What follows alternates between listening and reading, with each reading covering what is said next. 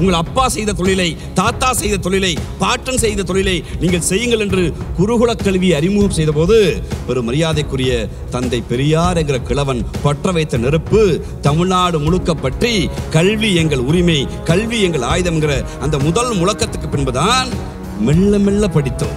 பாசிச கும்பல் தமிழர்கள் மீது நடத்துகிற மிகப்பெரிய ஆயுதமாய் ஒரு நியூ எஜுகேஷன் பாலிசி என்று நோ எஜுகேஷன் பாலிசியை கொண்டு வந்து சேர்க்கிற போது நாங்கள் படைகட்டி நிற்கிறோம். தமிழ்நாடு இது அனுமதிக்காது. சிங்க கதை, புலி கதை, மாடு கதைலாம் சொல்ற நேரம் வந்துருச்சு. சிங்கம், புலி, மாடையெல்லாம் வென்றுதான் அரசர்கள்லாம் வீட்டுக்கு அனுப்பிதான் மனிதம் காத்திருந்த தமிழ்நாடு, மனிதர்களை மதியுங்கள், விலங்குகளோடு சண்டை போடாதீர்கள், மனிதத்தை நேசிங்கள் என்று மனிதத்தை போதித்த கல்வி எங்களிடம் இருக்கிறது.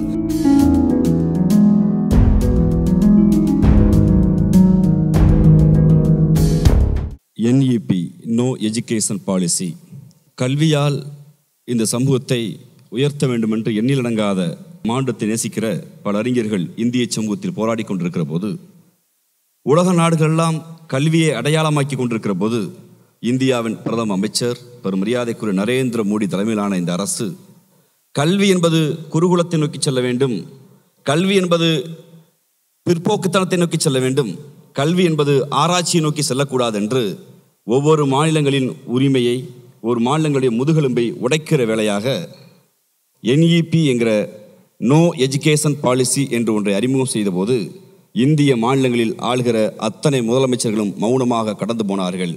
தெற்கிலிருந்து ஒரு குரலாய் முத்துவேல் கருணாநிதி ஸ்டாலின் என்கிற நம் அன்பு முதலமைச்சர் கல்வி எங்கள் உரிமை, கல்வி எங்கள் உணர்வு, கல்வி எங்கள் அன்னை, கல்வி எங்கள் தேகம், கல்வி எங்கள் உயிரென உங்கள் கல்விக் கொள்கையை நாங்கள் ஏற்றுக்கொள்ள முடியாது என்று SCP என்கிற சேவ் எஜுகேஷன் பாலிசி, நாங்கள் கல்வியை பாதுகாப்போம் என்கிற அறைகூவலோடு பெரும் மரியாதைக்குரிய நம்முடைய தமிழ்நாட்டுடைய முதலமைச்சர், எங்கள் கழக தலைவர், உங்களுடைய இனத்துடைய பாதுகாவலர் அறிமுகம் செய்த மாநில கல்விக் கொள்கையை அன்புமிக்க பெரும் மரியாதைக்குரிய அண்ணன் பள்ளிக்கல்வித்துறை அமைச்சர் அவர்கள் தலைமையிலான ஒரு குழு ஆய்வு செய்து மாணவர்களோடு விவாதித்து அறிஞர் பெருமக்களோடு ஆய்வு செய்து ஒரு புதிய கல்விக் கொள்கையை இந்தியாவில் முதல் மாநிலமாக நாம் வெளியிட்டோம்.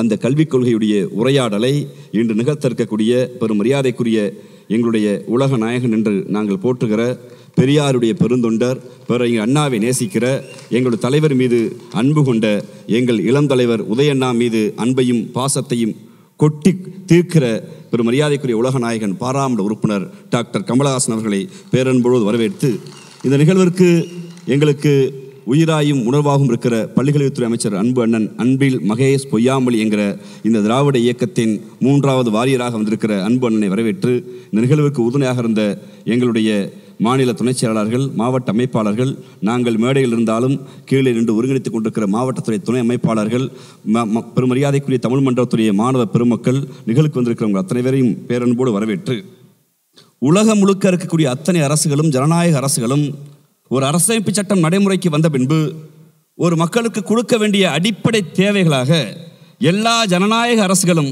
அரசமைப்பு சட்டத்தை ஏற்றுக்கொண்ட அத்தனை அரசுகளும் தன் குடிமக்களுக்கு ஒரு பாதுகாப்பு உணர்வை, தன் குடிமக்களுக்கு ஒரு பாதுகாப்பான வாழ்விடத்தை, ஒரு குடிமக்களுக்கு உண்ண உணவு, உடுத்த உடைங்கிற கண்ணியமிக்க வாழ்வு, இதை கொடுத்த பின்பு உலக நாடுகளெல்லாம் யோசிக்கிற முதல் வேளை அந்த மக்களை அறிவார்ந்த மக்களாக்க வேண்டும், அந்த அறிவார்ந்த மக்களுக்கு கல்வியை ஆயுதமாய் கொண்டு போய் சேர்க்க வேண்டும் என்கிற அந்த நிகழ்வு தான் உலக நடைமுறை முழுக்க இருக்கிறது. அப்படி நடைமுறை இருந்தபோது இந்திய சமூகத்தில் மட்டும் சாதியின் பெயரால், மதத்தின் பெயரால், பழக்க வழக்கத்தின் சட்டத்தின் பெயரால் ஒரு குறிப்பிட்ட ஒரு தத்துவத்தை பேசுகிறவர் மட்டுமே படிக்க முடியும் நிலை இருந்தபோதுதான் தந்தை பெரியார் என்கிற பெரும் கிழவன் எரிந்த அந்த கல், தந்தை பெரியாரும் பேரறிஞர் அண்ணாவும் முத்தமிழறிஞர் தலைவர் கலைஞர் உள்ளிட்ட திராவிட படை, பொதுவுடைமை இயக்க தோழர்கள், ஏன் கர்ம வீரர் காமராஜர் உள்ளிட்ட எண்ணடங்காத தீரர்கள் தமிழ்நாட்டை கல்வியில் உயர்த்தி இன்று கல்வியில் உயர்ந்த மாநிலமாக, வளர்ந்த மாநிலமாக இந்திய சமூகத்தில் இன்று நம்முடைய தலைவருடைய இந்த ஆட்சியில் உள்நாட்டு உற்பத்தியும் தனிநபர் வருமானமும் வளர்ந்திருக்கிறது என்றால் இந்த மக்கள் மீது கல்வியை மறுக்கப்பட்ட போது நீங்கள் எந்த சாதியை சேர்ந்தவரோ அந்த சாதி உங்கள் அப்பா செய்த தொழிலை, தாத்தா செய்த தொழிலை, பாட்டன் செய்த தொழிலை நீங்கள் செய்யுங்கள் என்று குருகுல கல்வியை அறிமுகம் செய்த போது பெரும் மரியாதைக்குரிய தந்தை பெரியார் என்கிற கிழவன் பற்ற வைத்த நெருப்பு தமிழ்நாடு முழுக்க பற்றி கல்வி எங்கள் உரிமை,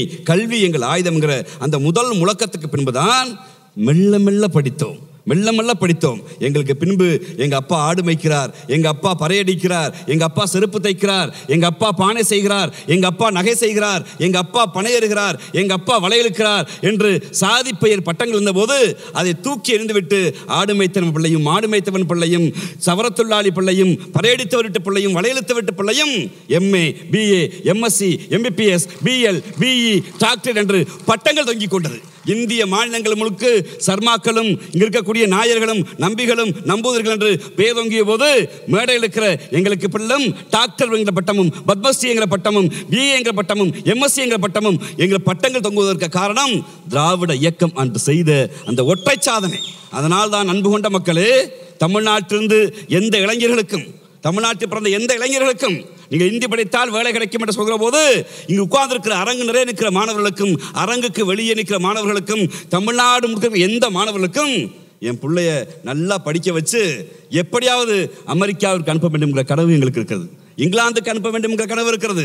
ஏன் இங்க இருக்கக்கூடிய ஆஸ்திரேலியா, மலேசியா, சிங்கப்பூர் என்று போய் படிக்க வேண்டும் என்கிற கனவு இருக்கிறது.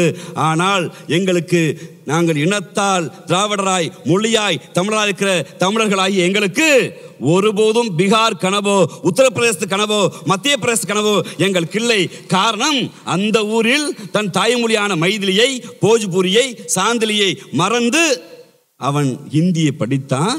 வேலை இல்லாது அந்த இந்திய சகோதரன் எனது ஊருக்கு பானிபூரி விற்க, பேல்பூரி விற்க வந்தாச்சு. தமிழ்நாட்டு இளைஞர்கள் ஒருபோதும் இந்தி படித்தால்தான் பீகாரில் வேலைக்கு சேர வேண்டும், இந்தி படித்தால்தான் யூபியில் வேலை செய்ய வேண்டும் நிலை இல்லை. அவளது பாதுகாப்பான மாநிலமாய் நாம் தமிழ்நாட்டை கட்டி எழுப்பிய போது இந்த பாசிச கும்பல் தமிழர்கள் மீது நடத்துகிற மிகப்பெரிய ஆயுதமாய் ஒரு நியூ எஜுகேஷன் பாலிசி என்று நோ எஜுகேஷன் பாலிசியை கொண்டு வந்து சேர்க்கிற போது நாங்கள் படைகட்டி நிற்கிறோம். தமிழ்நாடு இது அனுமதிக்காது. இங்கே இருப்பவர் யார்? முத்துவேல் கருணாநிதி ஸ்டாலின், எங்கள் அன்பு முதலமைச்சர். வரலாற்று காலத்தில் ஹிட்லரை ஸ்டாலின் வீழ்த்தினார். நரேந்திர மோடி என்கிற இந்த நாட்டுடைய பிரதம அமைச்சரை பாசிச தத்துவத்தை தாங்கி வருகிற போது எங்கள் முதலமைச்சர் அதை எதிர்த்து நிற்கிற ஒரு ஆயுதமாய் ஒரு கல்விக் கொள்கையை கொண்டு வந்திருக்கிறார். அன்பு கொண்ட மாணவர்களே, உங்களுக்கு தெரியுமா, இங்கு பல மாணவர்களை கூட்டி வைத்து தெருமுழுக்க வைத்து சிங்க கதை, புலி கதை, மாட்டு கதைலாம் சொல்ற நேரம் வந்துருச்சு. சிங்கம், புலி, மாடையெல்லாம் வென்றுதான் அரசர்கள்லாம் வீட்டுக்கு அனுப்பிதான் மனிதம் காத்திருந்த தமிழ்நாடு, மனிதர்களை மதியுங்கள், விலங்குகளோடு சண்டை போடாதீர்கள், மனிதத்தை நேசிங்கள் என்று மனிதத்தை போதித்த கல்வி எங்களிடம் இருக்கிறது. எங்களிடம் அறம் இருக்கிறது. கடனை உடனே வாங்கியாவது எப்படியாவது பிள்ளைகளை படிக்க வைப்போம், படிப்பு தான் ஆயுதம் என்கிற அந்த அறிவாயுதத்தின் மீது தாக்குதல் நடத்துகிற போது எங்களுடைய மாணவர் அணி, எங்களுடைய தலைவர் முத்துவேல் கருணாநிதி ஸ்டாலின் அன்பு முதலமைச்சர் இருக்கிற எல்லா முன்னெடுப்புக்கும் எங்கள் இளந்தலைவர் பெரும் மரியாதைக்குரிய எங்கள் உதயண்ணாவோடு சேர்ந்து களம் அமைத்து எப்படி வரினும் அப்படியே வெல்லும். நீங்கள் பார்த்திருக்கிற காணொளி வரலாற்றின் முக்கியமான நிகழ்வு. 1967 பிறகு அண்ணா ஆட்சியை பிடிக்கிறார். பிடித்தவுடன் தொடர்ச்சியாக நடக்கிற இந்திய எதிர்ப்பு போர். களத்தில் நின்றவர் யார் தெரியுமா? திராவிட முன்னேற்ற கழகத்தின் இன்றைய பொதுச் செயலாளர் இருக்கிற பெரும் மரியாதைக்குரிய எங்கள் ஐயா துரைமுருகன், பெரும் மரியாதைக்குரிய எண்ணிலடங்காத தீரர்கள் நாவண்ணா, காமராஜ் உள்ளிட்ட எண்ணிலடங்காத எழுத்தாளர்கள் போராடுகிறார்கள். திராவிட முன்னேற்ற கழகத்தின் கருப்பு சிவப்பு கொடியை தாங்கி தெருமுழுக்க போய் இந்தி வேண்டாம், இந்திக்கு தமிழ்நாட்டில் ஆதிக்கமாம், நீங்கள் எல்லோரும் வாருங்கள் நாட்டினரே, நம்மளுக்கு தீமை வந்த வீடு தேகம் மறந்த லாபம் உண்டோ, விந்தை மொழி எங்கள் மொழி, அதை வீர தமிழ் மக்கள் ஆவி என்போம், இந்திக்கு செல்ந்திடுவார் அந்த ஈனரை காரி உமிழ்த்திடுவோம், எப்பக்கம் வந்து புகுந்துடும் இந்தி எத்தனை பட்டாளம் கூட்டி வரும், அற்பம் அன்பு இந்திதனை அழித்தொழிவும் நாதிக்கந்தனை, மாங்குயில் பூவிடும் பூஞ்சோலை, எம்மை மாட்ட நினைக்கும் சிறைச்சாலை என்று போராடினார்கள். ஆளுகிற முதலமைச்சர் அவர்கள் முதலமைச்சர், போராடுகிற மாணவர்கள் அவர்கள் மாணவர்கள். என்ன செய்வார் முதலமைச்சர்? ஒரு நாள் யோசித்தார். நடுநிசி நடுராத்திரி 12 மணிக்கு மாணவர்கள் இல்லத்துக்கு போனார். பெரும் மரியாதைக்கு சட்டத்துறை அமைச்சர் ஐயா மாதவனும் எங்கள் தலைவர் முத்தமிழர் கலைஞரும் அமைச்சர் மதியழகனோடு முதலமைச்சர் போகிறார். பேரறிஞர் அண்ணா என்கிற தமிழ்நாட்டின் தனையன் போகிறார். 4 மணி நேர பேச்சுவார்த்தை. யாரோடு? திராவிட முன்னேற்ற கழகத்தின் மாணவர்களோடு, அன்றைய மாணவர்களோடு. உலக வரலாற்றில் ஒரு முதலமைச்சர் 4 மணி நேரம் பேச்சுவார்த்தை நடத்துகிறார். பேச்சுவார்த்தைக்கு பின்புதான் இந்திய வரலாற்றில் ஒரு மாநிலம் அறிவிக்கிறது, அன்னை மொழியான தமிழும் உலக தொடர்புக்கு அறிவு மொழியாக இருக்கிற ஆங்கிலமும் இருமொழி கொள்கை என்கிற ஒரு கொள்கையை தூக்கி பிடிக்கிற தத்துவத்தை அறிவித்தோம்.